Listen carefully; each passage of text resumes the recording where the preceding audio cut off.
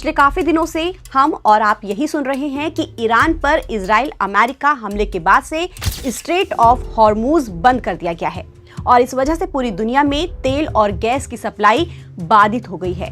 भारत के भी कई शहरों में लोग एलपीजी गैस सिलेंडर को लेकर परेशान दिखे। गैस एजेंसियों के बाहर खाली सिलेंडर लिए लोगों की लंबी लाइनें दिखी।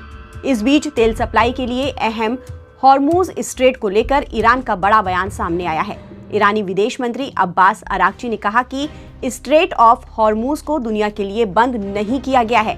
इस समुद्री गलियारे को सिर्फ इजराइल और अमेरिका के जहाजों को रोका जाएगा क्योंकि इन देशों ने ईरान पर हमला किया है। अब्बास अराक्ची ने एक टीवी चैनल से बातचीत में बताया कि हकीकत में हॉर्मूज जल डमरू मध्य खुला हुआ है। अमेरिका और इजराइल को छोड़कर बाकी सभी देशों के जहाज इस जलमार्ग से होकर गुजर सकते हैं। ये सिर्फ हमारे दुश्मनों और सहयोगियों के टैंकरों और जहाजों के लिए बंद है जो हम पर हमला कर रहे हैं। बाकी सभी को वहां से गुजरने की पूरी आज़ादी है।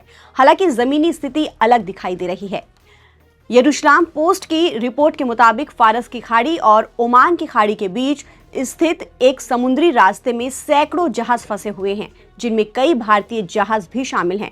इस पर ईरान के विदेश मंत्री ने कहा है कि कई जहाज सुरक्षा कारणों के चलते इस रास्ते से गुजरने से बच रहे हैं। उनके मुताबिक ये फैसला खुद जहाज कंपनियों का है और इसका ईरान से कोई भी लेना देना नहीं है। उन्होंने ये भी कहा है कि अभी भी कई टैंकर और जहाज स्ट्रेट ऑफ हॉर्मूज से गुजर रहे हैं। तो वहीं अमेरिकी राष्ट्रपति डोनाल्ड ट्रंप ने ईरान को चेतावनी दी है कि अगर उसने जहाजों की आवाजाही में बाधा डाली तो ईरान के तेल ढांचे को निशाना बनाया जा सकता है। ट्रंप ने इससे पहले ईरान के अहम तेल केंद्र खर्ग आइलैंड पर हमले की घोषणा भी की थी। ट्रंप ने यह भी कहा कि कई देश इस समुद्री रास्ते को खुला और सुरक्षित रखने के लिए अपने युद्धपोत भेज सकते हैं।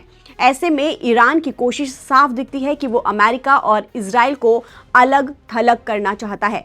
बाकी देशों को ये भरोसा दिलाना चाहता है कि उनके जहाज़ों को फिलहाल उससे खतरा नहीं है। बता दें कि स्ट्रेट ऑफ हॉर्मूज दुनिया के सबसे महत्वपूर्ण समुद्री रास्तों में से एक है। ये ईरान और ओमान के बीच स्थित है और सबसे संकरी जगहों पर इसकी चौड़ाई करीब 33 किलोमीटर है।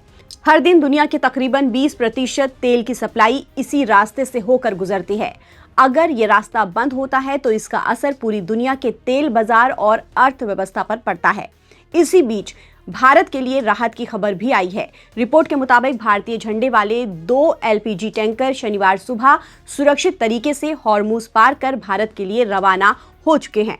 हालांकि खतरा टला नहीं है। यूके मैरीटाइम ट्रेंट ऑपरेशन के मुताबिक 28 फरवरी से युद्ध शुरू होने के बाद खाड़ी और हॉर्मूज के आसपास 16 जहाजों पर हमले हो चुके हैं। यानी जमीन पर बयानों का खेल कुछ भी हो, लेकिन समुद्र में जोखिम असली है। ताज़ा अपडेट के लिए आप बने रहिए नवभारत टाइम्स के साथ। नमस्कार।